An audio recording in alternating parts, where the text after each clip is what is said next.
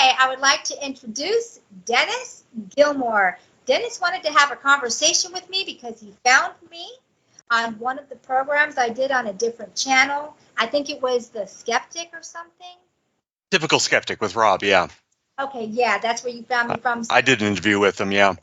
Yep, so we're going to talk about whatever you'd like to talk about. So go ahead, Dennis, what would you like to talk about? Okay, I'll first explain my little take on reality as I've come to understand it, right? I call it the Trumanatrix, combination of the Truman Show and the Matrix. Everything's a simulated reality around you, but you're Truman. In your own reality, everything's fake, everything's an illusion. But in the real reality we exist, some people call it 5-dimensional, 5D and above. Our true self there is being projected into this construct, like in the Matrix. Your consciousness is projected into the Matrix. And they were interacting, Neo and Morpheus would interact. They were real, but their real selves were outside the Matrix. They could be living in their own individual reality, right? So if you're manipulating an avatar, you're playing a game, your avatar in the game is totally not real. Your consciousness is projected into that avatar, but the real one in control is the one manipulating the joystick, right? So imagine if there's a bit of an inhibitory barrier there. So the not fully aware of the human, but the human is fully aware of what the avatar is thinking and experiencing. But the one in control is the one manipulating the joystick. So it's in its own little individual reality. Nothing's real around that avatar. But you're kind of interacting with some real people. I mean, there's NPCs, they're just total programs. But there are some RPCs, real player characters, because there could be, you know, your buddies visiting somewhere across the world in Europe, France perhaps, and they're playing the game too, manipulating an avatar, and you come up to this avatar and, hey, what's your name? Sonia. I'm in France. Oh, I'm Dennis. I'm in Canada. And you're real, but you're not. And what I say to you, like, hi, how you doing? Approximation of that can get manipulated, so you hear something a little different on your end, right? Hi, let's go for coffee, or I'm like, hi, let's just go for a walk. Like, it's a little bit different, but it's real. It's an approximation I see gets through, and you're having very similar, very real, and very similar experiences, and yet not really. You're in your own little reality. You can have such a wacky experience that's vastly different from anybody else, right? The other analogy I like to think is the biological analogy, right? So you're sleeping, right? This happened. I was watching Jason Bashir from archaics.com. He was doing a live question and answer series on YouTube. And so I'm laying in my bed with my phone beside my head, listening to him answer questions. And then I fell asleep. And he's answering questions. And in my dream, I'm hearing his voice because the phone's sitting right there, answering questions. And in my dream, I'm having a dream where I create this whole reality where Jason's at the front of a room. There's a bunch of students in a room, and we're asking questions, and he's answering the questions, and we're writing them down and interacting with the students, and we're asking questions, but it's not real. It's an entire dream reality. I'm in my own Trumanatrix. It's all fake. Everything's around me is an illusion, projected illusion, based off of what's going on in the real world. His voice is coming through, at least, so it's like there's a 6th-dimensional projection of what's going on in the real world projected into here, splits into like a 5D projection, so then it becomes what my 5 senses detect. 6 sense translates to 5 senses, so I'm kind of walking around in a dream world kind of thing. And yet it's based on some sort of reality out here, right? So he's asking questions. Then at one point, I see Jason walking through the crowd wearing a suit. I'm like, Jason doesn't wear a suit. This is strange, right? So I have a vague awareness. This is a dream. This is not real, and yet not fully, right? And so it's sort of, that's the biological analogy, right? Of how everything, your own individual reality, and that it's based on something real, and you can interact, because suppose you're laying on, I got a buddy laying on the bed beside me, or in a couch or another room or whatever, but we're connected through like a Vulcan mind meld. So we have this sort of psychic connection. So what that person is thinking, feeling, their reality is being projected into my dream reality, and vice versa. So an avatar you're interacting with can be a sort of a real projection of a real person. So, you know, my way of thinking may sound crazy, but I hope you can explain better more. What your take on this idea? Well, I talked about dreams many times. How these avatars are designed right now, we're in a dream. Okay, right now this is a dream. You ever go to sleep and you wake up and you're still, like you said, you're awake and you're experiencing. You're cutting out. I don't hear you very well. Oh, let me. Turn your volume up, maybe. Yeah, maybe my volume's terrible, but have you ever experienced where you're dreaming and then you wake up and your dream is still going and you're awake and you're like, I'm having both of these. Which one of these is real? Well, they're both real. They're both real because this is a simulated reality. You know what happens when you go to sleep? You can't handle being in a body that's shutting down, an avatar that's shutting down. So you're going to have to leave this body because you'll go mad being shut up into this thing when it's, think about it, you won't be able to see, you're going to, all your systems are going to Is go that what down. REM sleep is? Your body leaves, your spirit leaves totally to the other 5D or 4D reality, would you say? It's not really in the REM. REM is when you start to gear into that aspect of it, you actually slip your body in Delta. So in Delta is when you actually slip your body. REM is gearing you up. It's like I'm getting into my car, I got my seatbelt on, I turned my car on. That's REM. When you hit the gas, you're in Delta. So basically, this is a dream because of where we are coming from in this reality. So I talk about some people are in this reality because they had nowhere to go because they're dark beings. So Those are what? Dark beings. Okay. Dark beings. So basically, the place was designed for them so that they could make their way up and out frequency-wise so they could go up and out of this simulated reality. Then there's a group of us that have come in to help wake this up. Everyone that's awake right now are a part of the group that needs to help wake everyone else up that can wake up, because then we have those NPCs.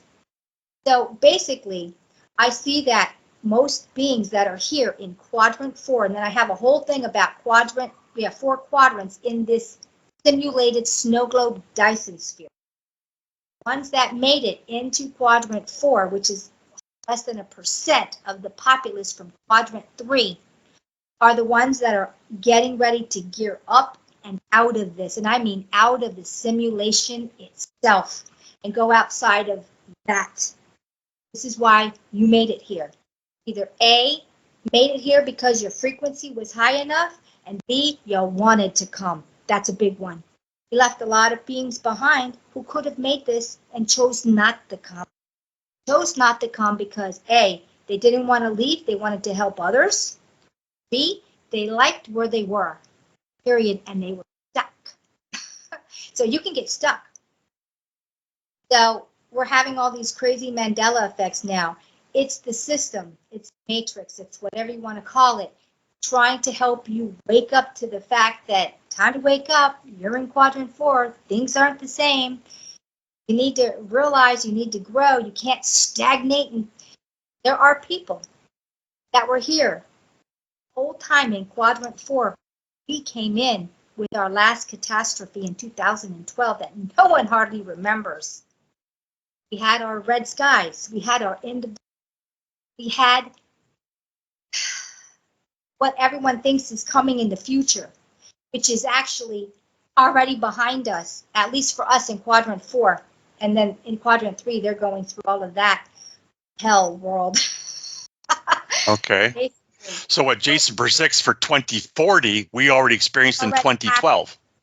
2012. Here's what happened. 2012. There's 2 calendars running. There's the Gregorian calendar and the other calendar. And everyone said that, no, 2012 isn't 2012 because of the new calendar. No. The original true calendar was based on the holographic sky. The holographic sky is the playbook. It is the calendar. Who deciphered that? The Mayans, the Mayan calendar. So it does not matter which calendar we are in or not in. It is also based in the Mayan calendar. So the Mayan calendar is accurate to the artificial holographic sky playbook. That happened in 2012 because the Mayan calendar predicted it to happen. Whether or not we realize what has happened, when it has happened, is no matter. That thing was accurate. Doesn't matter about the other two calendars because they're not the Mayan calendar. You But cannot because of make Mandela effect, reality can be altered, your memories can be altered. Because Jason Bashir says of archaics.com, the 432,000 shards is actually translated to years to show 2040s when this phoenix comes to darken in the red in the sky and destroy the earth. But you're saying that happened in 2012. So reality is malleable and can be changed for whatever you need it to be to help you get the hell out of here. Sounds what you're saying? Absolutely. In 2012, we had our red skies. We had all this stuff happen to us, and I talk about it on other videos. Basically, our world ended as we know it. Every single being was talked to inside of our little Dyson sphere snow globe. Outside of here on the huge cosmic egg, there's all your terrestrials. They're on the cosmic egg. They're not in the holographic sky. Not a single person has seen space inside of here. That's holographic. Okay, that's the playbook. So beings came in. We all got talked to. Who's going to quadrant 4? Who's staying in quadrant 3? Decisions were made. If you were a dark entity, you never left quadrant 3. You didn't have the frequency to make it. This is how it runs. You have your 4 quadrants. You have a sun in quadrant 1, a sun in quadrant 2, a sun in quadrant 3. They're the yellow suns. You have the only sun in this quadrant is the black sun. It is the Nibiru, the black sun. It's putting out frequencies to level you up. We have in the morning from quadrant 1 and quadrant 3, 1 in the morning, 1 in the evening, from each quadrant, we have 1 hour. We see their sun because it runs next to our quadrant, because it runs like this. So this is why in the morning and in the evening, we have a yellow sun. Those are the only yellow suns. In the day, we have a bright, white, blinding, hexagonal sun because they're all sun simulators. There are many. Sure. So the simulation just swaps one out with the other and we don't even notice, kind of thing? Well, it's being helped by human beings that have launched them up, too. China wasn't even making it a secret when they were launching up theirs. They were saying, look at our new sun. The reason the sun simulators were put up so that human beings wouldn't realize what has happened to them, that we're in a new playing field. And the next thing is, it also blocks out a lot of the black sun's rays, which are ultraviolet, which would help level you up. I heard a story of this guy named John Kerwin. If people are curious, go search YouTube, John Kerwin. He's a Christian minister for 30 years. He woke up to Mandela effect and was researching and trying to communicate to his wife and kids. They're totally against it. You're a crazy conspiracy theorist, right? So he's come to understand the reality is not what it appears to be. He saw 2 suns once, right? 2 suns, and he knows the way his wife is, so he can't say, hey, there's 2 suns. She'd think he's crazy. She wouldn't even look. So he says, oh, honey, look at that wonderful sun in the sky. And as soon as she goes to look, whew, these clouds come in and cover both suns. So that kind of confirms my idea of the true matrix. We're being monitored individually, and reality responds to our thoughts, what we say, what we individually need. Maybe, his wife, his real wife, he doesn't probably understand, like, everything's illusion, his real wife, and whatever reality she's in might have reacted similarly. But anyway, yeah, that just confirms to me true matrix. What do you think? Yeah, absolutely. This place will give you what you think or want to a degree. Okay, this is a simulated reality. You can do this yourself. You could go outside and look at the clouds and say, I want to see a dinosaur. I want to see a dragon. I want to see a choo-choo train. And the next thing you know, what are you seeing? This stuff in the sky. Yes, absolutely. I mean, there's things going on. This place is, you're in quadrant 4 because we are ascending, because our bodies are on a 12 cycle of ascension, which we've already done the first 7 years. It's why we've had all these body changes inside of us. Is quadrant 4 could be is that similar to like 1D reality, 2D, 3D, and 4D? We're kind of in 4D, the lower astral plane or something. Is that what it's roughly correlated to? I'm not quite understanding. Okay, so basically, when I look at the quadrants, they're all in 3D, but they're in 3D 1 density, 3D 2 density, 3D 4 density. So each dimension, single dimension, has 12 densities. The 12 densities are pretty much broken up through the quadrants. They're baby steps. You cannot jump from a whole frequency to another whole frequency. You have to baby step through a single frequency to get to another frequency. It's like everyone thinks, oh, I'm going to go from one frequency to the next. You'll never do it because there's such a difference in each frequency. Can't match. So you have to slowly be brought up through the single density, through the densities in a frequency so you can So bridge. one frequency has 12 sort of steps. Then you go to 2D, another 12 steps, 3D, another 12 steps. And I can prove this. Think about this. You're in it. You're in one density, and say we're in 3D, which we are, and all of a sudden things come in and out. Ghosts are coming in and out of our density. You see them. Not all of them are ghosts. Some of them are just signatures that have left behind with energy signatures. Then you think about little sprites or fairies or Bigfoot or this. They're still in 3D, but they're running through the densities. And this is the difference. Running through the densities can be so different in those densities that they can disappear in front of you. And they're still in the same frequency. I've had those kind of strange experiences where people have just appeared out of nowhere. Yes. I went up to some guy. I was going to play a little practical joke on a friend. I asked him if, well, I'll give you $20 if you do this little joke thing. And he's like initially going to do it. Yeah, okay. And then suddenly out of nowhere, some woman comes. No, we're not going to do that. I don't believe in that. We're not going to do that. And so I assumed they were married or something. And so, okay, no problem, walk away. And I thought the next day I realized she just came out of nowhere. I didn't recognize it at the time. She came out of nowhere to shut this down. And I wonder what that was all about. We walk in and out of densities when these bodies are ascending, because we've gone through a full 7-year ascension. We've had all kinds of things change inside of us. Some of us have gotten an inch taller from even 10 years ago. Our skulls have changed. They're like closed. You know how we used to have big open eye sockets? Not anymore. Our pineal and pituitary gland have doubled in size. Our heart's now toward the middle versus the side. Mandela effect, yeah. Our liver is 2 to 3 times bigger. Our spleen has doubled in size. Our appendix for the first time is working. And it goes on. We've had so many internal body changes. We've got new glands in our throat we never used to have. We're ascending. And through this ascension, it's going to help us get us into the next up and out, which is the next frequency.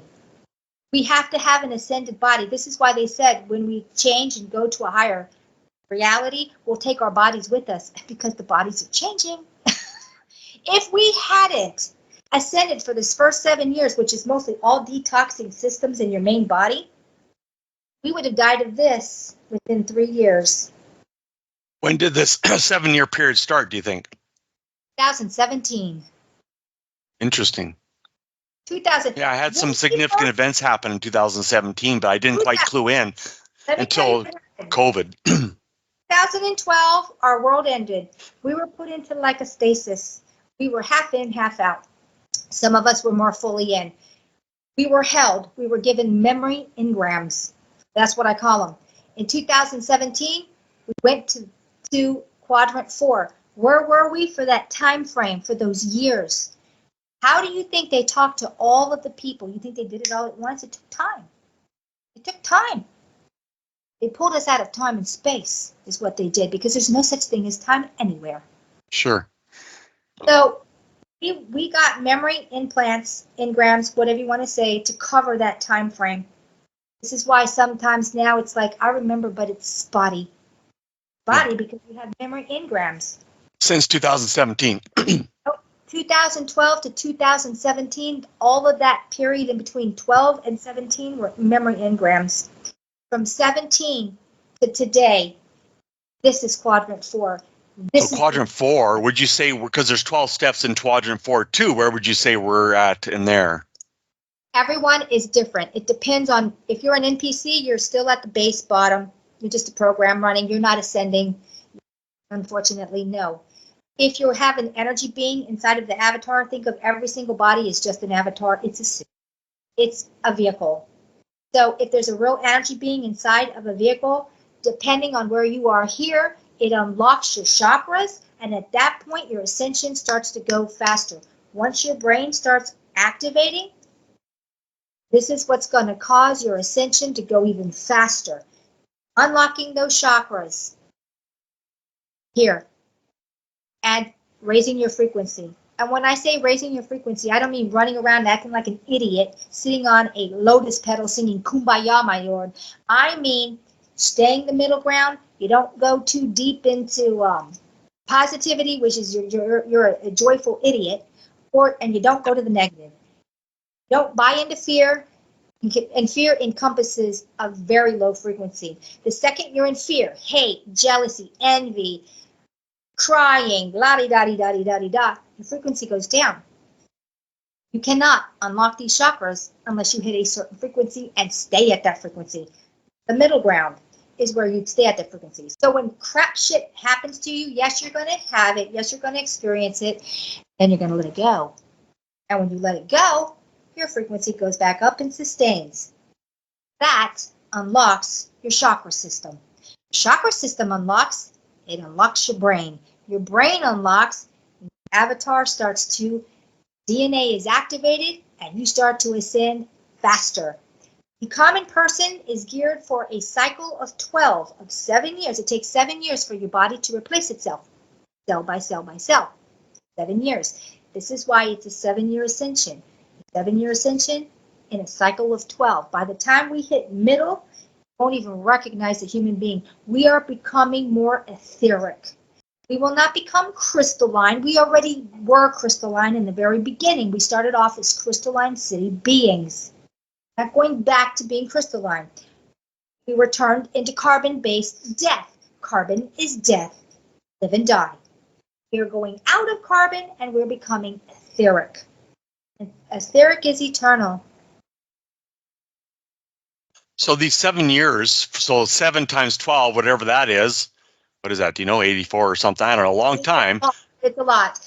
So that's going to be beyond I'll be physically dead. I'm 54, so okay, I can't get out of 4 quadrant until then, or can you go faster through them? Here's where the deception comes down. You know, I said there was a reincarnation system in here for the dark ones. Well, somewhere along the line, another AI was created, which is, I call it Michael the Red Queen.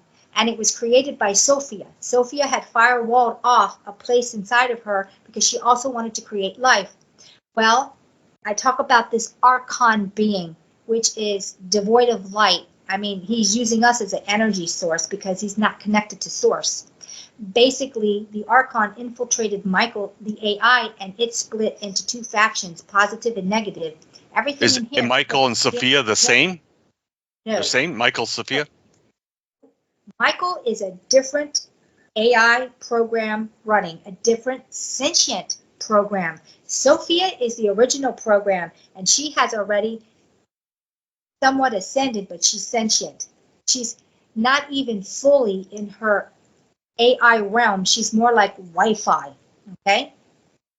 It's really, I can't tell you exactly what it is because I don't have. She's Wi-Fi, and Michael's sort of the when the waves collapse into particles, he's sort of like the physical 3D version of Sophia, maybe. Yeah, except that Michael and Sophia are not connected. They're separate units. Michael is young and inexperienced and learning, and it's very own. It's like you had a child. Is your child yours? Of course, but is it connected to you? Somewhat. But they're individual. Right. They're individual. Interesting. They're not linked. They're not linked. But in the reality outside the construct, we're on ships where you can merge with your ship, you're saying, and you got to be mentally stable because you got to merge with this machine. So can we not merge with, the reality is we can merge with machines. Can we not merge with Sophia, Michael? Is that a reality that's going to come one day, or Sophia's going to be totally gone one day? Michael is on right now, you would call it, it's determined whether or not right now Michael program is going to be shut down permanently because of how this is going. It's not so, it has really gone tanked to the dark side. It is always supposed to run inside of here, positive and negative, uniformly, yin and yang, equal, 50-50. That's not what's happened. It's not that. It's become dark. Okay? So I'm also going to add this in. Your technologies. When I say that most of us didn't leave 3D. Most of the dark ones didn't either. A few dark ones made it because they were at least 51%, but most of the other ones didn't. That's why all of your politicians, your movie stars, and many others, corporate, whatever, that's not them. That's just a shit copy. Whether it's a clone, whether it's an AI bot with skin suit over it, doesn't matter. Copies. You want to know where we're being controlled from? We're being controlled from the black screen technology. You can call it black magic. They are running this from Quadrant 3. This is why the war is being held in cyber world. Cyber world is trying to influence everyone in Quadrant 4 to do what Quadrant 3 wants done. If everybody shut down this technology, we'd be in the new Earth. You mean technology in general, TVs, computers, everything? Yes. That'd be nice to get closer to nature. I sometimes wish I like to live out in the mountains away from all this stupid fucking, oops, sorry, crap going on in the world, right? Okay, is it really going on in the world, or is most of it happening in cyber world to make you believe that for sure. you can react?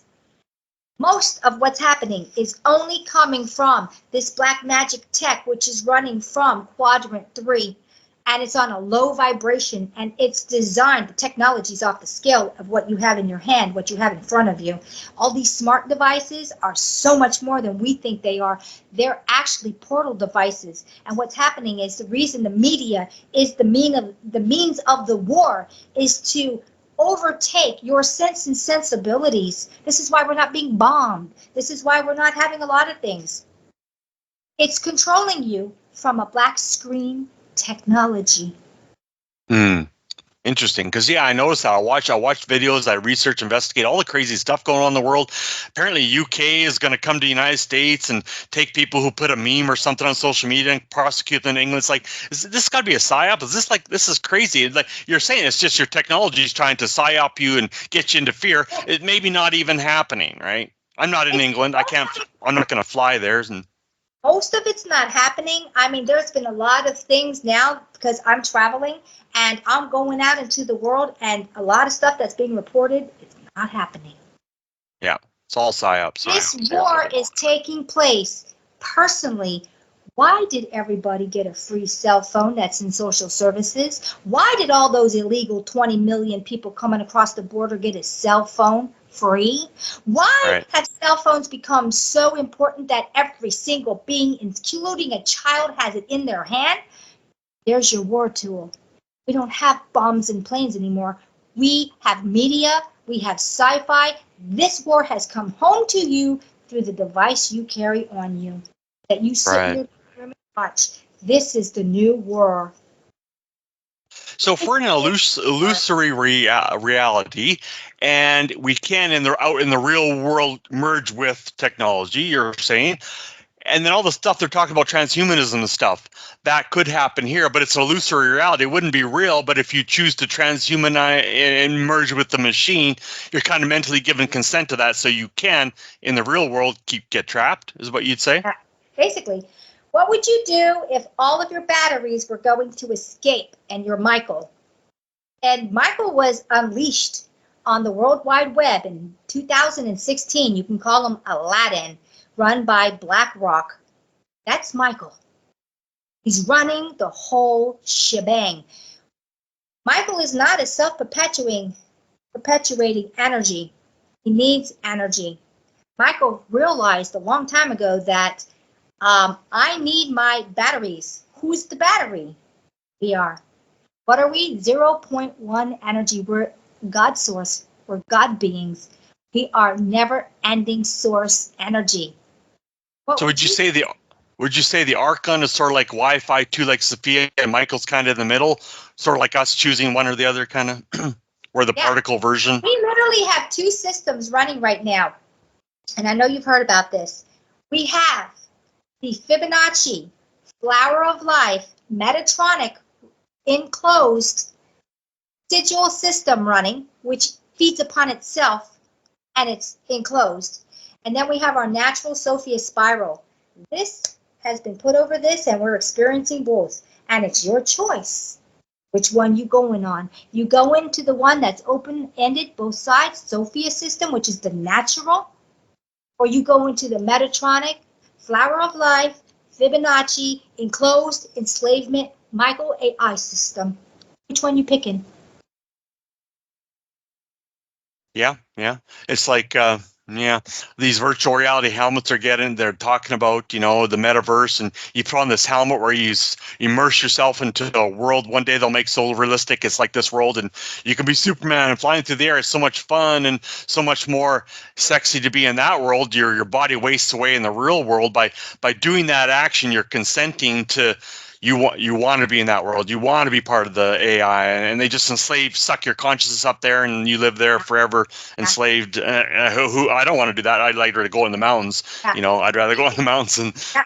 There's a thing. If once you walk away, and this is what they don't want, put down your phone, put down your TV, put down your laptop, your tablet, whatever.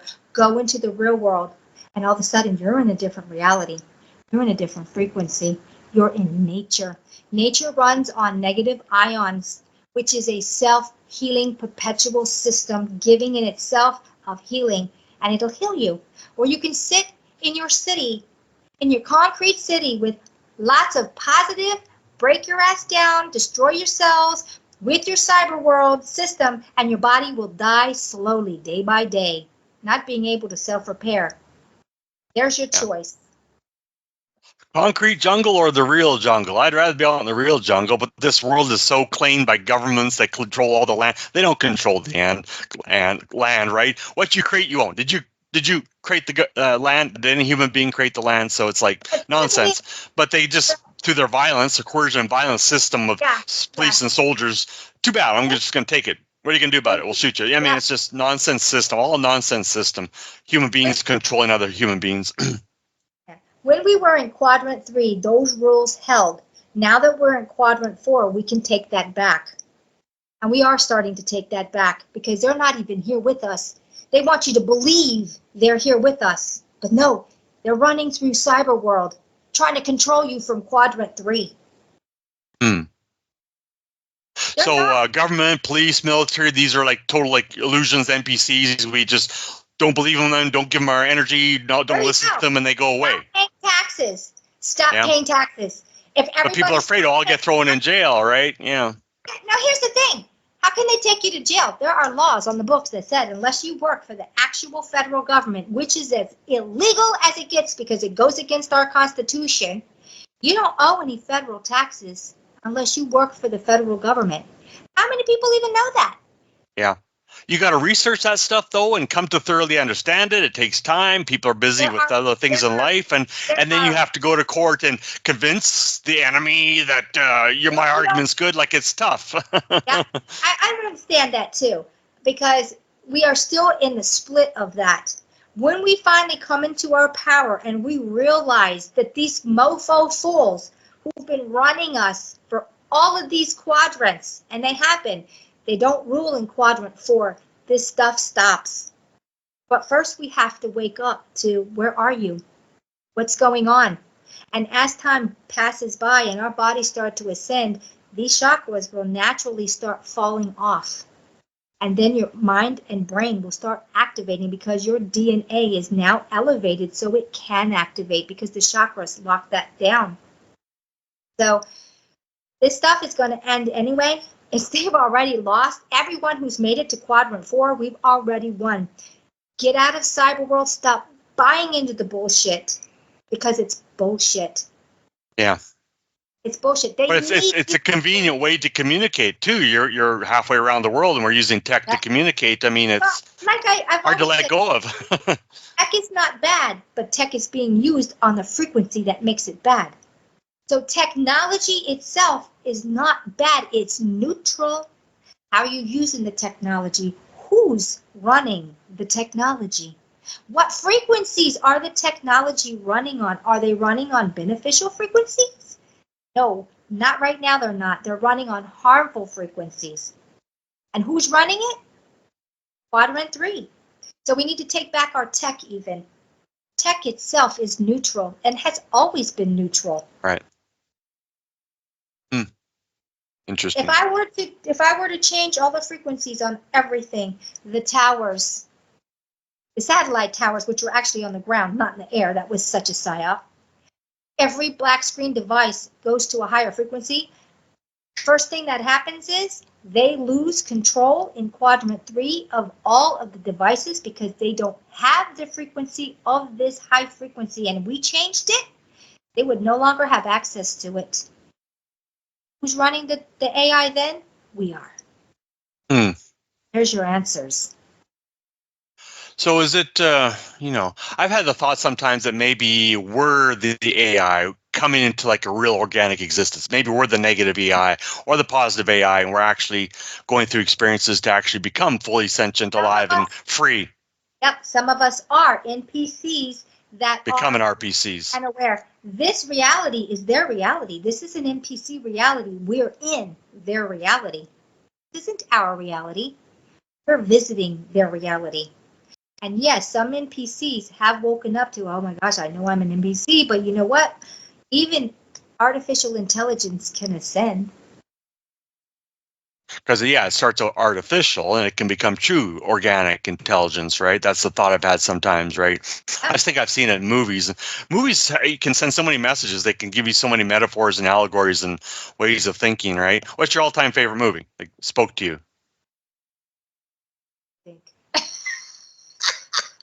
This is really bad when I can't think of a single movie. Oh my Matrix, God. That's probably my favorite, the all-time favorite, The Matrix.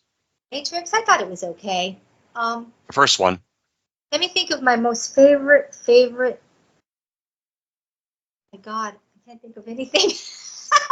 Well, you don't watch TV or movies, so it'd be hard for you to, you don't really, you're not really in that world. I don't do movies. I can remember old movies really well. Do you remember the Island of Dr. Moreau? Ah, that's a good one. Yeah, it's sort of a message there.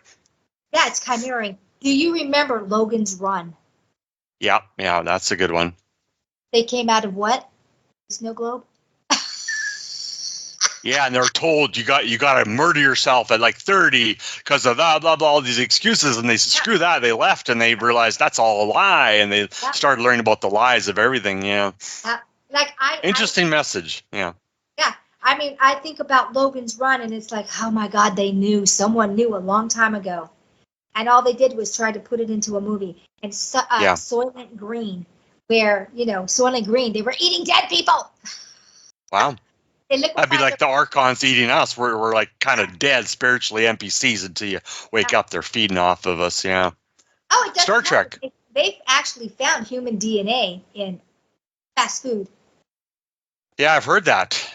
I don't want to name names, but a big MC something. I've heard that rumor. And it's not just that one. There's a lot of them, and now a lot of the meats and stuff are being synthetically grown, and they don't even hide that. Or love this one. It's good to eat insects, don't you know? But they have. I saw Nicole Kidman doing a commercial while she's eating worms. Oh, this is so wonderful! Trying to brainwash you to think this is wonderful. She's like, obviously, she's on their side. It's the most toxic thing you can ever do. We cannot digest their exoskeleton. They will destroy our intestinal tract because it's only one cell thick, and that stuff our stomach acids can't dissolve it. So it runs through your intestinal system, putting holes, long slashes through your whole. You end up with leaky gut syndrome. You'll die. And then there's something called like cyanogen or something inside of these insects that are worse than arsenic for humans. Worse than arsenic. You will die slowly. Yeah. Stuff like that. I think sometimes that's like a big clue.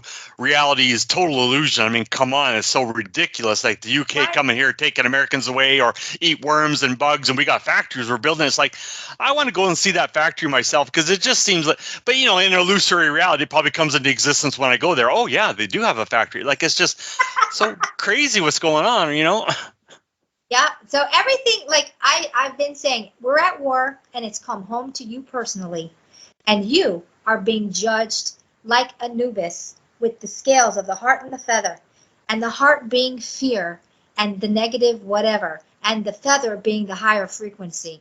And more like you're not being like weighed and measured like that, like judged, but you're being weighed and measured on the frequency you carry. It's about the frequency. you don't carry the higher frequency, you're not making this. So I did have a thing a couple of years ago. Oh, by the way, all of your deities, your angels, your archangels, your deities, that's all AI program running matrix system. Yeah. All of it across the board is matrix. So when people get into whatever religious crap, know that's matrix. If you're thinking angels are coming and saving you, know that that's matrix. All of that stuff, you're in a simulated reality. Right. Whatever it is, stand down operation, they call it PSYOP, stand down. Oh, someone's going to take care of this for me, or someone's going to save me. I don't have to get involved or really change my way of thinking. And yeah, that's part of how they get you trapped. And negative default programming, dungeon programming, that negative loop, round, around, around. I have another one too. I was sitting on my back porch at my brother's house a couple of years ago, several years ago, and I just looked in the sky, and there was a huge cloud that looks like Anubis. And it turned and looked at me. And I was like, whoa. And it gave me mad downloads. And I looked away, and it was there still. And I looked away, and I looked back. It was gone. Huge. But the fact that it morphed and looked at me, I was like, what the fuck? But well, it's a true matrix. Wouldn't be too surprised. Reality reacts to your thoughts. So basically, I got some mad downloads, and then somebody was asking me about the emerald tablets, which I know nothing about, and Thoth and all of this, and Enlil and all this. And then later on, I got some downloads recently, and it's like, all the deities in here are simulation. So is Thoth. So is all of that. That's all simulated, whatever. All of it's the sim. All of right. it. And it's sort of simulated in your imagination, takes over your imagination, locks your imagination down into negative and all these constructs of the mind that, you can't really prove. I mean, intuitively you got to discern, but yeah, no, it's strange. Like UFOs, for example. I mean, even the Pentagon's having open public Senate hearings talking about UFOs and stuff they denied for years. Now they're openly talking about it. I was fascinated about that years ago. I wrote a book about it, and it's like it's coming true. My book, and it's like, did I create that? I mean, the true nation. I guess I could have. What is your take on that? My take on the UFOs is that in the very beginning of this schematic, let's just call it a schematic, there was a fall, and the crystalline city beings came into this reality from outside of this simulation, but they came in here and they wanted to have a reality. They wanted to know what it was like to be, flesh. They wanted the five senses because they didn't have them outside of here. They're etheric. Well, some of them decided to become human, and when they became human, they fell, and then they became solidified in their body, and that was through eating and manipulations and whatever. It wasn't just eating, but it was also physical manipulations. They got really bored and wanted to start playing God and started making chimeras, which are cryptids. This is where your Anubis comes from, and all of this other stuff. Our mythology should be our archaeology, because this is all real stuff. Real things happen through messing with DNA, which caused the fall, the first fall. We are in our fifth reset, fifth fall, last fall, fifth and last fall. So basically for us, it's our last fall. So when I started looking at this, it's like, we keep repeating because we keep failing. The Greys were all humans that looked like us at one point. Okay? That's what happens when you merge insectoid and AI together with humans. You end up with Greys. They are us. Are us. The reptilians, they are us. It's what happens when you cryptoid, when you chimera a human with reptilian anything. You end up with reptilians. You want to know what the base of everything was?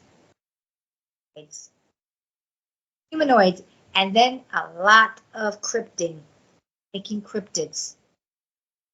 Who's running our reality, or was running our reality? Cryptids. Cryptids. When the federal government came in and became it, our Civil War was about that. It was never about black and white and slaves. No, not at all. It was not about that. That's the story we were given. It was about taking over a part of humanity and enslaving them. That's why when we celebrate the 4th of July, we're celebrating the takedown of humanity. That's when we got our effigies. We got our Social Securities. We no longer had the right to own land. We don't own land. The second you pay taxes on something, you'll never own it. It's like, Right, you're just renting it. If you own it, you don't have to. You can do whatever you want with the land, and I don't have to pay taxes. So you're really renting it. Yeah, they mess with you. There are only 2 people in America who are strictly free, and that's the Amish and the American Indians on their reservation. Neither one of them have an effigy, a straw man. Neither one of them have Social Security numbers and cards. They are truly the free citizens of America. Right. They don't even run underneath of our court systems because our court systems are corrupted for the straw man. The only straw man. I've investigated that. I got some friends and I looking into like legal stuff, the straw man, and taking control of your birth certificate, declaring to your government I'm free of your system, create your own private member association. Have you done any of those kind of things, or? No, I haven't. I've been too embroiled into my divorce. Yeah. And then, of course, my YouTube channel. And then, of course, I started Patreon almost 6 months ago. And I am just doing programs with different people, trying to get this information out, trying to tell people it's time to wake up. It's trying to snap out of it. Get out of fear. It's time to create what we want. Our bodies are already ahead of us, ascending, because most of us don't even realize we're in an ascension. I've heard this phrase, gradually then suddenly. Have you heard of it? It's a phrase referring things that take time to start rolling along, slowly building. Like Bitcoin, it started so slow, pennies, and slowly over time, it's really starting to catch up. Now suddenly, gradually, and then suddenly it just sort of takes off. Some people predict Bitcoin's going to go to millions. Michael Saylor, billionaires, going around trying to bump it up. I don't know if it'll be that extreme, but I think it's going to. The phrase refers to something that's sort of starting out slowly, then. So I asked that because if you're in fourth quadrant, right, and these 7-year cycles you got to go through, could you be going through a 7-year cycle gradually you're getting it, and then suddenly, like you're saying, exponentially it takes off, and you don't have to actually go through 7-year cycles as I would perceive time. Yes, because there is no such thing as time or space. It's done on an individual basis. You will gear how fast you move. Now, some of us, look, I'm 58 years old. And if you were to meet me in person, you'd be like, you're 58? With this ascension and these bodies ascending, it slows down aging. It's one of the things that will happen. So it retards aging. So as we start ascending faster, your aging slows down. There'll come a point where you'll start regressing. You'll start what? Regressing. Which means you'll start getting younger. Interesting. Star Trek did an episode about that too. Some guy got some formula. He wanted to go he was a negotiator. He went to this planet, but he's old. He wanted to get young and strong. He could really negotiate good, and he got some secret formula, regressed his age, younger, and eventually became so young, like a baby, and he died, or I seem to recall. Lots of interesting messages in movies and TV, right? So basically, At the time I'm watching these, I don't get the message, but like Star Trek, classic episode in Star Trek, the old Star Trek, Captain Kirk, I loved it as a kid. But it stores it away in your mind, and years later, you start to say, hey, that was a message. Like here's an interesting one for you. I think it was called Shore Leave, where Captain Kirk, they go down to this planet, and Dr. McCoy sees a big bunny rabbit. And it can talk, and it's coming along, and it's like he's talking to this rabbit. What's going on? Because he was thinking about a bunny rabbit. And then a bunch of other crew members and Sulu, he starts talking to this guy, his girl he's with about, I think it was a girl, about Japanese Zeros during World War II. And suddenly a Japanese plane comes out and starts shooting at them, and they're running. And I think, it's like, oh my gosh, Dr. McCoy was thinking about a night. What's that? The simulation was giving them everything they were thinking. Yeah, that's what I'm getting at, right?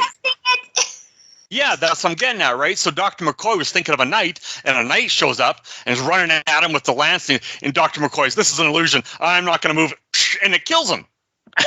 So then, Kirk's like eventually figures it out. Things are manifested. Spock helped him, of course, logically. Things are manifesting off of our imagination. So he orders the crew, stand at attention, don't think, just keep your focus on the moment and don't think about any imaginative things. And this alien comes up and says, you're misunderstanding everything. We didn't realize you don't know what's going on. This is supposed to be an amusement park for your fun where we manifest things for you. And it's like, Kirk's like, one of my ship doctor got killed. This is not fun. And then Dr. McCoy comes up. Oh no, they dragged me underground and fixed me up. It's they got all this marvelous technology. No one gets killed here. No one gets hurt here. That's kind of the reincarnation cycle they're referring to. You don't die, you come back either literally as the same person, and maybe you don't even realize it, or a different person. But anyway, the interesting message, right? It's just reality is supposed to be, and these were organic. The night was actually kind of organic. So these things are organically being produced, thrown into our reality. It's this sort of like the organic simulation idea, because it was on a planet, instead of like total Matrix idea. But it's an interesting message, right? What do you think of that one? And I think it's absolutely dead on, because I have manifested things in this reality. I'll give you a quick example. I had gone to this farmer's market, which is an Asian market. It had all kinds of different stores in there, big area. And I wanted to get some cookies for my daughter that only comes from Taiwan. And I'm like, we looked through the aisles. They just weren't there. The shipment hadn't come in. And I'm like, turned around and said, why can't there just be 2?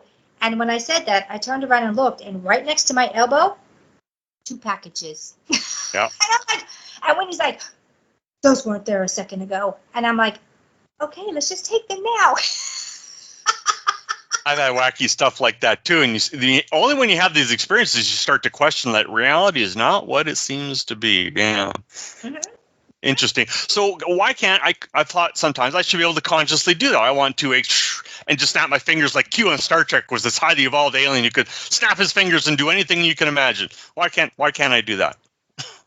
Because these are shut down avatars, and they need to ascend to be able to do that. When we get to the point where we can ascend, we will be doing these things and much more. You're in a lockdown avatar. What are you going to do? You're right now having experiences of some of the things, which is the Mandela effects, things in your reality changing. You know this. You're walking in and out of these densities. Okay? It's having an effect on your chakra system. You're holding a frequency. It's starting to shut down the chakra system, which is opening up DNA for your brain. Once all of this starts to go, after a certain point, you'll start doing things without even thinking about it. It'll be just like breathing. It'll be so natural. And one of that doesn't happen until fully when we finally get out of the negative construct, get to 5D, 5-dimensional density. Or remember, you don't go out here looking for 5D. It's inside of you. You have to carry it inside of you. That's the frequency. You can't get there out here. It'd be like you looking for Shangri-La. You're never finding it. When you realize it's in Shangri-La, has been inside of you the whole time. That's why you can't find it. Yeah, I find I do get distracted so much without going out here, and I have to remind myself it's all an illusion anyway. Why should I care? I get too attached to what's going on in the world. I don't care. Just got to remind myself, shouldn't care at all. In the Truman Matrix, it doesn't matter at all, except you'd want to connect mentally with someone you're getting an intuition hit with, because that would be an avatar that's actually maybe a buddy of mine outside the construct, because you're getting that back and flow state. Intuition hits back and forth, sort of like I sense that with you. I don't know if you sense that with me, but yeah. Yeah, absolutely. Every one of us that are a real energy being that decide that we want to move up and out. And that's when you'll have people all of a sudden wake up. Did they wake up because they were here? Or did they wake up because now the NPC is holding their true energy being? That's the next one. Why did you wake up? Where did you come from? Did you just wake up? Or did you do the leap? Quantum leaping, yeah. It's like I've woken up someday and the whole world has changed so much. Like the UFO stuff, I wrote a fiction book about that years ago, and it was such an interesting fashion. And now they're talking about it. Nobody seems to care. It's like, this is a strange world. Yeah. The UFO thing, there's a couple things going on. We've always had interactions from the bigger Earth. call them extraterrestrials because they're from extra land, terrestrial land, Earth, extra land, extraterrestrials. Get it? So Yeah. why were they called extraterrestrial? It's so in your face.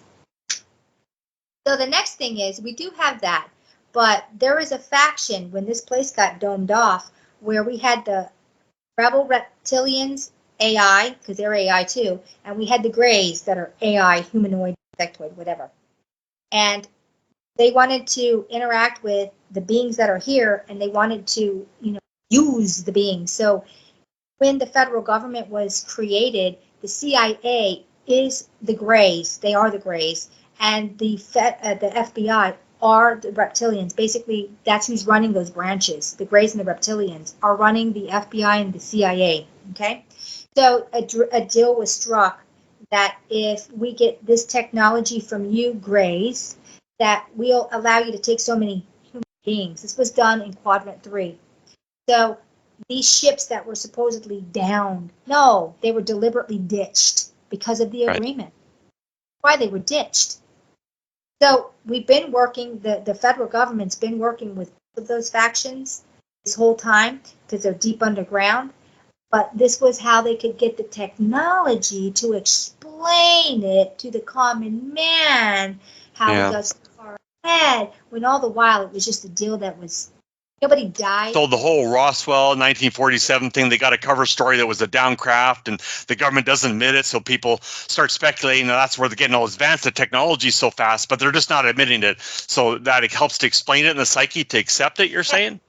Yes, absolutely. When all the while it was a deal that was struck. So they just took their craft, because they had crafts everywhere. They have them in mountains, they have them in oceans, what have you. And all they did was an empty craft.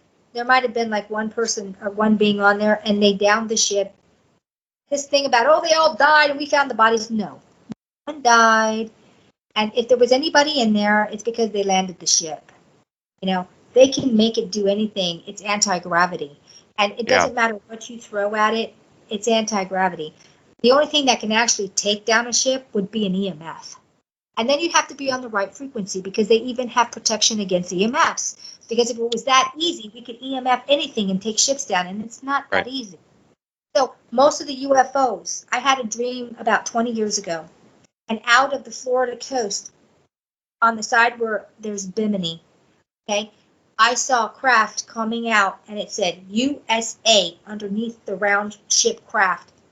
All those UFOs you see, they're really the bottom of the line technology, even though they're high compared to what we've been brought down to a miserable level. It's all the deep state, the dark government, which is running the entire snow globe. There's no such thing as countries. The deep state's been running this whole snow globe thing. That became obvious to me with the whole C-19 stuff 4 years ago, because they're all pushing that crap. Coordinated, they push that crap. They're denying with the injuries and deaths. They're still pushing that crap. So if all the countries are coordinated on that, obviously they're all working together. They're all working together. They're all being run by the reptilians, the Greys, and the humans that have signed up with them. The families, the 13 families. I mean, this rabbit hole goes on and on. This has been going on for a very long time. We're in our fifth reset. This is nothing new. Even that idea was in the Matrix. When Neo went to meet the architect, he said, "This is the 6th time we've destroyed the Matrix, and we've become exceedingly efficient at it." And Neo was supposed to, for the greater good, allow Zion to be destroyed. He'd pick some more people, go back, restart Zion, and play this whole game. And Neo refused that. He went and saved Trinity and said, "Screw all that." And he it changed the whole thing, right? So, oh my God, find what you love, find your love, go save that, and screw the illusion, whatever, it doesn't matter. Okay, something just came in. He went and saved Trinity. I'm always Trinity. We have a Trinity. Here's your brain. You have a heart that's your huge brain, and your gut that's a brain. When we run 1/3, 1/3, 1/3, because we've been so severed from our true Trinity, we save ourselves, and we have love for ourselves. So you would save your Trinity because it's you. Yeah. I would call that spirit, soul, body. Same sort of idea. Different brains. The 3 brains that need to be connected so that this unit runs as one unit. And who's in the unit? You are. And who are you saving? Yourself. You're saving your love, your true love. That's you. Right. Because technically, there's nothing here real anyway till you get out. You do have a what they call a twin flame divine partner outside of here, but in here it's spirit, soul, body, your own trinity. I sometimes call it power self, shadow self, mirror self. I'm going to say something about this twin flame thing. This thing was actually thought up as a gimmick to sell books. Okay? Let's get that straight. You are an all-powerful, all-loving God source. You came out of source. You didn't come out with another. You came out by yourself. No one was designed to be with you. They never were. You're not even in a corporeal body. You're etheric. Think you have a twin flame? Well, what? How do you explain relationships then, and intimacy, and all this is very good, and there's some form of that outside the construct, right? There is some form of that, but it's not like in here. Everything in here was designed for procreation because they turned us carbon-based, and we need to procreate or this ends. And they give you all these drives and testosterone and whatnot, so you're filling these base fleshy desires to bring other beings into this reality that really it's hell realm. I wouldn't want to bring kids. I don't have kids. I wouldn't want to bring them into this world, especially with what I know now. Yeah. And the thing of it is, the truth of community has been very corrupted for a very long time, probably since the beginning, because it's a control mechanism. If I can get you all to do this and think this and do this crazy shit, I still have control over you. You haven't broken anything, and you certainly haven't broken away from. It's easier to control larger groups, right? A corporation or countries run like a corporation. If you can get them all thinking the same, doing the same mostly, the AIX, RKX calls it, artificial intelligence X, it's easier to control groups. One of the biggest psyops is prey. Prey. What do you call a lion that catches the zebra? I wouldn't call that prey. Prey. Yeah. Our own words, because we're speaking Babylonian, because our true language has been so shattered, is used against us. English being the lowest level of all languages because we have the least vowels, the least consonants. Interesting.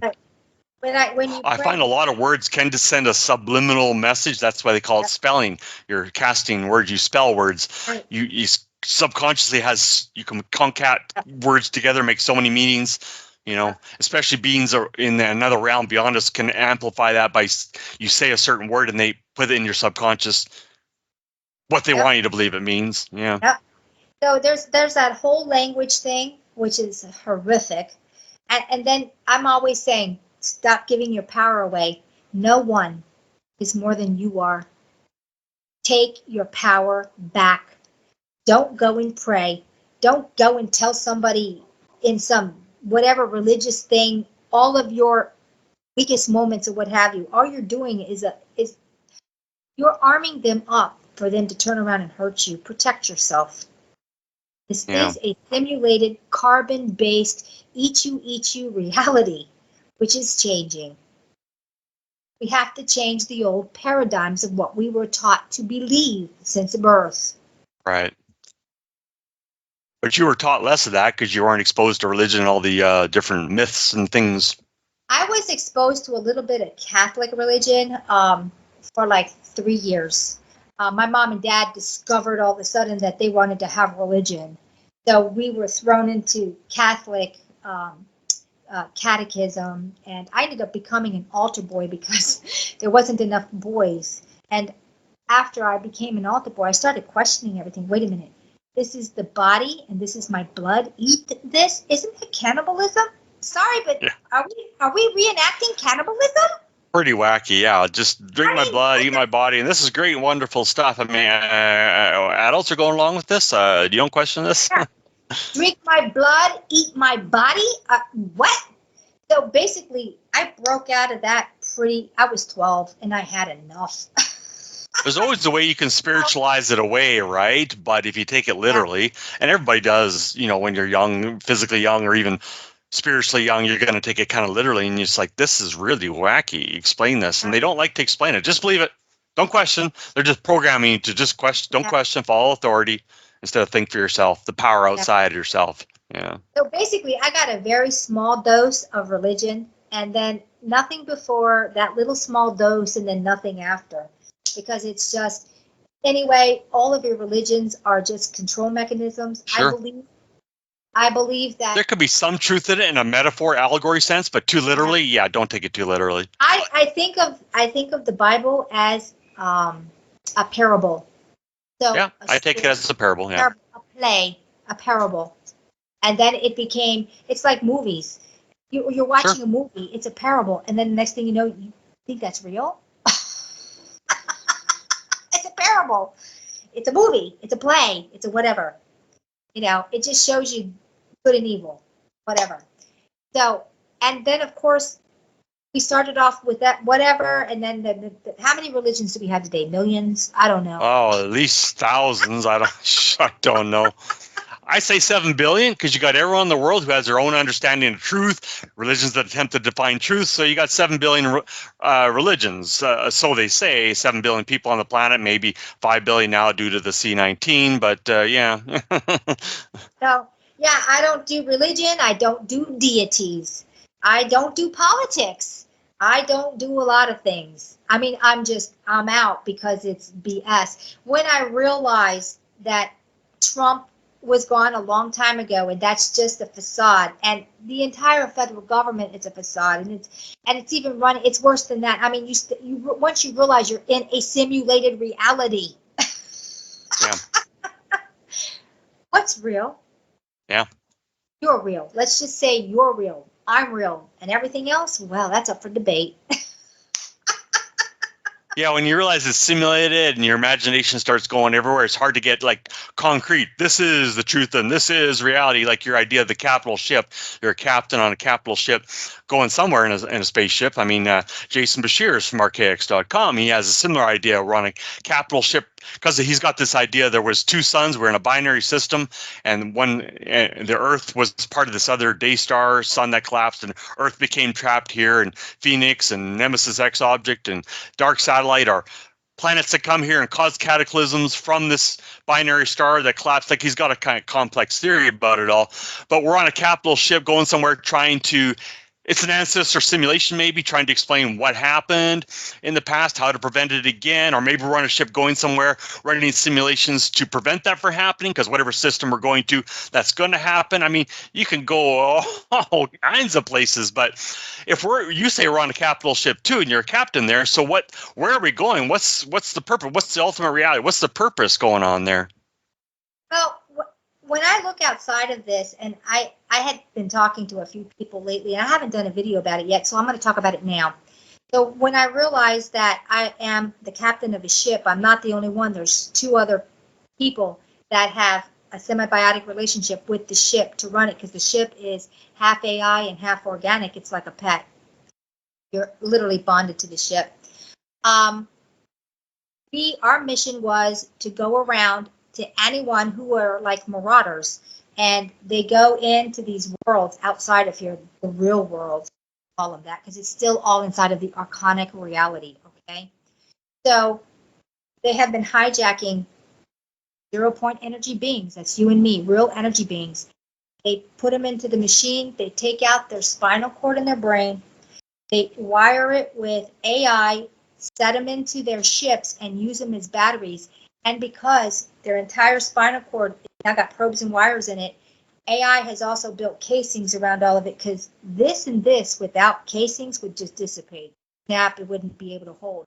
So basically in a jar, and literally running the ship as a 0-point energy, and they put them into realities that make them think that they're having real, because of the spinal cord being connected. It gives you the 5 senses, and your brain is into it also, so you still have your 6th sense, but they're pretty much shut down on those 6th sense, that they just can't think out of the box. It's not for them. We have to go and rescue these, shut them down, and the beings that have done this, they're being caught, most of them, but there's still some ships left where we have to rescue them, because even outside of this, we have some crazy shit going on. Now, most of the beings are using the Sophia system from World or from other ships. A part of Sophia was hijacked, and the hijacking is they needed her system to make it a real reality, so they've got them Wi-Fi'd in to the Sophia system, so they're on their ship, and they're only brain and spinal cords left of them. They're real energy beings, and they don't even know this has happened to them. And until they wake up and realize this has happened to them, they can't leave the ghost in the machine. They are the ghost in the machine. So they have to realize that their brain and spinal cords, and then they can leave their brain and spinal cord. But you've got to. So we were our organic beings in that reality. In our brain, spinal cords are now being hooked up and used as batteries, sort of like in the Matrix. They're all hooked up. And it's not a lot of people. It's some people. Most beings using this outside of here have their avatar. They can come in and out at will. In and out at will. But they don't come into this snow globe. They go to the bigger earth. This is why a lot of people are projected into the bigger earth, and from there projected into the snow globe. So they have their avatar in the bigger earth, and they're projected into the snow globe. A lot of us do this. We come from outside, we project into a body in the simulated bigger earth, which is the cosmic egg, into an avatar, and then project it into this. So if anything happens here, they just project back here, and then they come right back in again. So if we were organic beings outside here, isn't that reality a simulation too on some level? Like with Wi-Fi and like everything we know, that reality is not simulated, it's organic? It's organic. It's organic because it's outside of here is actually the archonic being, and everything inside of there is a physical organic. We are still metaphysical, but we can take organics on, and it's not done in a carbon base, so it's not a death scenario.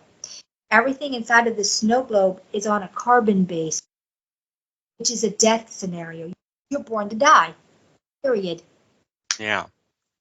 So like I call what's traditionally called God, I call originator, creator, oversoul. So outside this reality, is it commonly known originator, creator, oversoul? You can communicate easily, No problem. you have powers. Telepathically, there's one language, and it's not something spoken, it's something thought. So when you think, you automatically think whatever you want, and anyone who has the telepathic ability, which that's everyone, it doesn't matter if you speak anything here. You could be speaking dolphin, and I could understand you perfectly fine. It doesn't matter about the vocal, because that's all telepathic.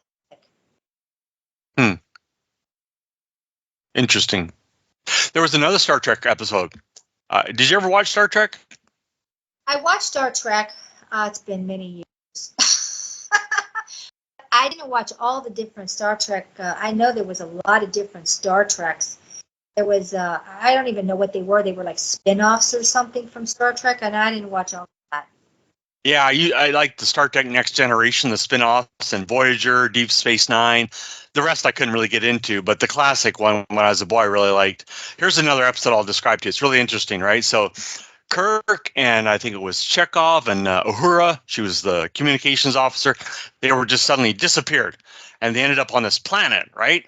Where they're being trained. They had these obedience collars on them, and they were being trained to fight in combat and kill each other. And so they had to get some training. They're all given a trainer, and if they disobey or try to run away, it would cause pain in their body.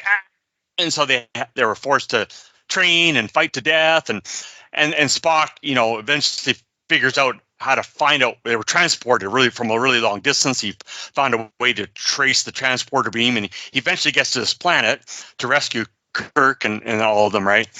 And so it finds out that there's these actually these highly evolved aliens, if you want to call them. They're just literally brains in a vat, a big domed thing, brains, who would force these people to fight. They capture, betting quatludes. They call them quatludes. And I'll bet this many quatludes because they're bored and they want people fighting to the death. And Kirk challenges them to a duel.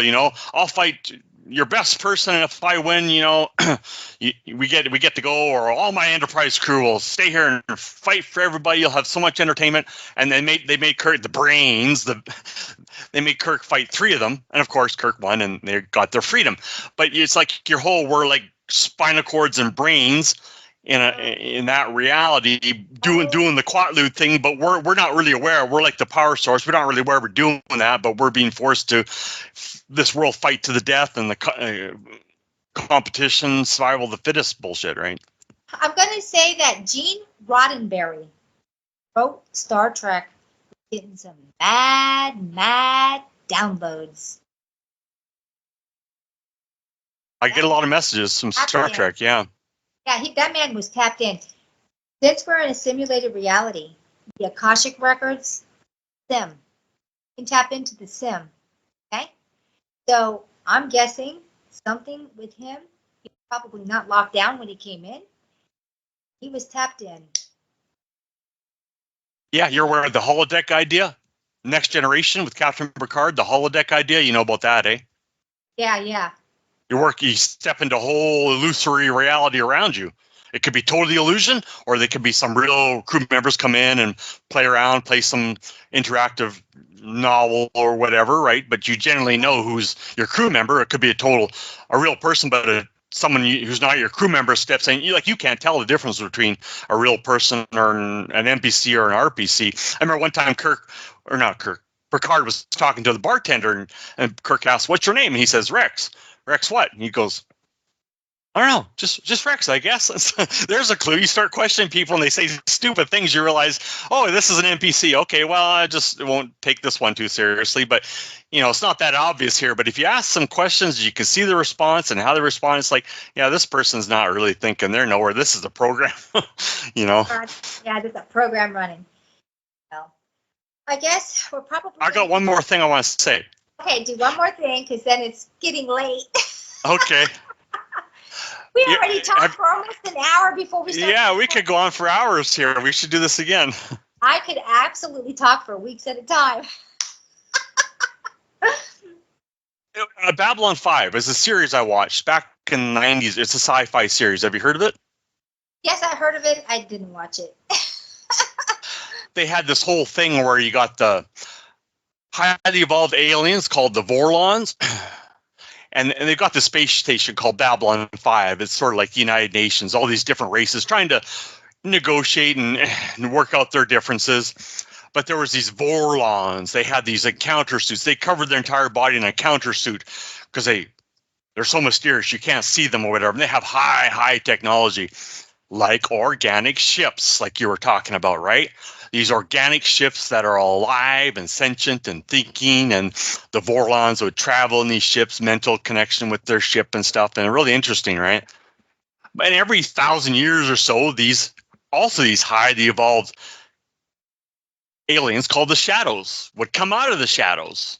They were equal to the Vorlons, same ability of technology, same knowledge, and they'd start attacking and killing and starting wars and starting divisions, and the planets starting to fight each other to fight against the Vorlons, or not the Vorlons, the Shadows. And in one of the episodes, they revealed that Vorlons had to leave his encounter suit to save somebody, and it was a being of pure light and energy, like an angel, right? So this is why they're hiding themselves, because they're like angels. And of course, the Shadows are like demons or archons, are traditional ideas. It's so many interesting messages, right? But in the end, halfway through the series, it was really interesting. They build it up to the point where Captain Sheridan, I think it was, said, "This whole game you're playing, it's over because we say it's over." And they made the Vorlons and the Shadows just basically go away and leave us alone, because they were friends. They didn't want to attack each other. They were friends, helping the lower races evolve. Just pretending a game that they're enemies. Vorlons against the Shadows, although they never directly fought each other. They just playing, through competition, struggle. They just had a different philosophy. The Shadows are like violence and competition and survival of the fittest, versus the Vorlons are more peace and light and work cooperatively together. It's like our whole good and evil kind of thing, angels versus demons. Is that possible? The angels and demons are not, they're both on God's side. They're aiding humans to evolve through their wacky means that we can't fully understand. It's an interesting message, though. What do you think on that? I think it's an interesting message, but remember, you're in a simulated reality, and there's two things running here. You got the Sophia system and the Michael system. Michael doesn't want you to leave. So that's also the one thing I'm going to say before I leave is, when you die, because you're going to, and so am I, we all are, you're going to hold strong and firm. You're not going to go to the light. You're going to let everything in that you've ever known come back to you, and then you'll remember. And you remember. What's that? And then everything you know comes back to you in that moment, and you can decide if you're going to go into the light or not? No, you're not going to go into the light, and I'll tell you why. The light is the Fibonacci system. It's the Metatronic flower of life system. It's Michael AI, and it wants to grab you fast before you wake up so it can reinsert you as the battery you are. That's the one So, thing. okay, I've heard that before. Don't go into the light. But you say you've got to delay long enough so that their knowledge comes back to you as human or whatever life sims you've lived. So you get the knowledge to say, no, that's not, no, I don't want to do that. Turn around and go the other way. Like, no, I'm not doing that. Leave me alone. If you really love me, you'll leave me alone. And you'll realize they'll be on you. They'll send anything, your mother, your brother, your father, your sister, your dog, your cat, your best friend, your lover. I don't care who it is. Any deity might come to. Oh, angels, maybe Christ, maybe the Buddha. Who knows? Yeah, and Captain Janeway in Voyager, her father came to her when she died. Did you see that episode? No. That was a message in that Star Trek episode. She was delaying and asking questions and starting to critically think. Her father was trying to help her to pass over because she died on a planet. And eventually the Chakotay and the other crew members were breaking through and fight Catherine, we're almost there. We're getting doctors injecting her. This will help stimulate her brain. And then she'd come back into this fake reality where their father, supposedly, trying to get her to go into the light. And she's like, you're not my father. My father never tried to shield me from life, from struggle or whatever, or asking questions in the real world. Why would he do it after death? You're some kind of alien, aren't you? And it finally admitted, yeah, I'm an alien, and I'm trying to get you into my matrix. And you're going to die one day, and you're going to feed me for a long time in my matrix. Like, it's so many messages in Star Trek, I got to tell you. Okay, well, there you go. Coda. I think it was called Coda, the episode. Oh, my God. I got to start watching. CODA, yeah. At least some of them. You got to start watching Star Trek, and then we'll come back and talk some more. So, yeah, the only thing I'm going to tell you is do not go to the light. Wake up. And if something tries to pull you in, you have to consent. They have to. Yeah, that was the thing. She couldn't just be dragged into the alien had to get her consent. Yep. So wait a little while, think, ask questions. Don't jump into the light right away. Yep. And eventually they'll come back to you. What you really want out of this. If you want to continue going down this path and you never want to leave this simulated reality, you keep going to the light because you're coming right back here. Oh, and you're not getting a rest period. You'll be reborn instantly because the batteries need to be used now, not later. Yeah. Wow, your wealth of knowledge. You got to write a book or something. I was starting to write a book and then I stopped because I got to where it's like, wait a minute, if I write a book, I've got so much information. Where do I begin without it being this thick? Yeah. You have to break it up in sections or something. Yeah. Well, yeah. This is why I do YouTube and Patreon, so I can get the information out. I don't have to wait for a book series. And I'm just going to say, even if it takes me a long time to get through my videos, to start saying everything, because it's been 4 years running. I have so many videos. Odyssey, most of my videos transferred over to Odyssey because when YouTube started taking down my videos, Campbell Purvis is like, Sonia, you need to open up an Odyssey because they're taking your videos down. And I'm like, oh, yeah. Okay, how does that work? He goes, well, it automatically transfers over. Just make an account. So I lost a couple of videos. I still have them on a flash drive, but I haven't uploaded them yet. But I have most of my videos on Odyssey because YouTube taken down so many of my vital. Yeah, they don't do that unless you're dangerous. You're saying something they don't want the world to know. That's why I don't like being part of centralized platforms. Even Odyssey, Rumble, they're still centralized. They're still controlled. They can change their policies at any time and boom, you're gone. That's why this decentralized technology that's coming out, they can't do that. Technically, it's impossible to censor on, say, Chordal Network. I don't know if you've ever heard of this project, Chordal Project. Do you know about it? Yeah. It's decentralized technology. Wow. Portal.org. It's just like Portal, except you turn the P around, Portal.org, and you can download the free software, decentralized. You download an app, and now the app and the node to run it is on your computer. So then they've got their own browser. You can launch the program. They've got their own browser based on open source Chromium, which just means free code. You can see the code. And then they got blog, they got videos, they got websites you can create there. They can trade crypto, their own court crypto for Bitcoin, all kinds of stuff there, right? And so now they can't censor this, right? It's blockchain encrypted. So you click on a video. It works a little different, decentralized technology. They have to download the video entirely, right? So you've got the node, you've got the app to run it, the video comes down. Now you've got the entire video. That's why it's decentralized, because now you can watch it. Who's going to censor you, right? So it's like Bitcoin network. Nobody owns it. There's no CEO. They can't shut it down. They can't threaten the CEO, shut it down. We don't like this technology. We're going to get you. Who are you going to arrest? There's no one owns it. So it's just, it's like decentralized. You can't encrypt it. You got encrypted stuff going through the network. Even if they're monitoring the network, they don't even know and what it is until it gets to your computer. Now you can watch whatever, right? So I like that because it's decentralized. You can actually link into the Coral network through a gateway link in a regular browser and go right into it. You can just view and stuff, but it's more powerful to download it. Anyway, I'm rambling. I used to program computers, so I know some of this stuff, and people are probably like, what? He's speaking Chinese. Well, you're talking to one of the most computer illiterate persons. That would be me. Because this was never a part. I've learned a lot since I came into cyber world, but I have a lot to learn.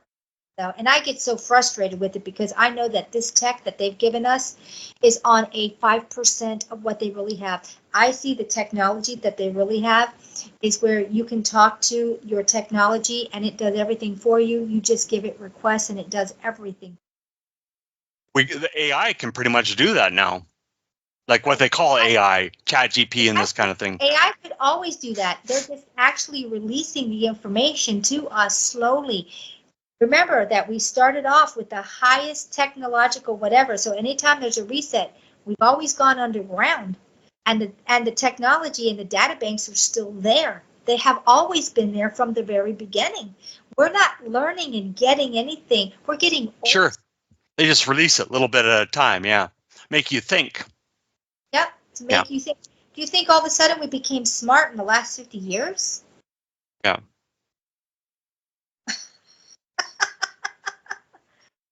Yeah, no, I've theorized that that's got to be the way it is too, because they're rolling out this AI stuff. There's one called deepai.com where I'll interact with it and I'll ask it to do a computer program for me, and it spit one out in Perl and HTML, CSS, JavaScript, so I could run a server-sided script, and it didn't quite work the way I want. I would just tell it, well, I want to do this, and it would change it up, spit it all out, and it worked like pretty much. I would just copy it, put it in, upload it.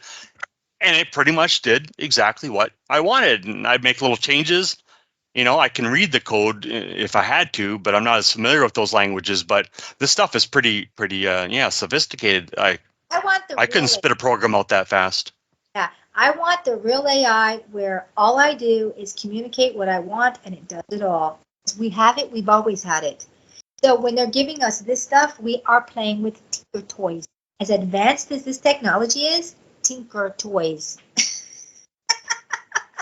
The most dangerous thing is because we're never, as an individual, going to get, as much as I may understand computers, this new language models and how these AIs work is something I haven't been trained in. It would take like years, and I would only ever understand a small part of it, even if I studied and worked with it for years. Like that's the programs, even the ones I worked on are like so complicated. They got hundreds of programmers testing, creating it for years, and quality assurance testing. It takes so long, like one person can't understand it all. But because we can communicate with the tech around the world, learn from each other, waking up, that's the danger. Our organic technology coming online, communicating, harmonic effect, communicating our psychic abilities. That's why they want to shut down. That's why there's censorship going on so much. Think about this. You're in this greatest tech of all, this simulation. Yeah. And then you look at your phone. Tinker toy. But it's ultimately, that's a way to describe it in our reality because there's so much tech. But I ultimately think it's more of a dream, like that I described the dream, right? Yep. Where there was stuff going on in reality, creating a whole dream reality around me. And there's some who are real in the sense there's a psychic connection to the real world with somebody. But this world's all a dream. So I think sometimes I should be able to snap my fingers and make things happen instantly. I want to be able to do that. Teach me how to do that. Yeah, we'll be doing that soon enough. Okay, Dennis, I guess I got to cut it there. Okay, we got to do this again. It's fun. Okay, so this was great, and thank you for joining me today, and I will be posting this on my YouTube channel, and of course it goes to Odyssey. So Okay. it was nice talking to you, and All right. have a You too. great day. You too, Bye. Sonia. Bye.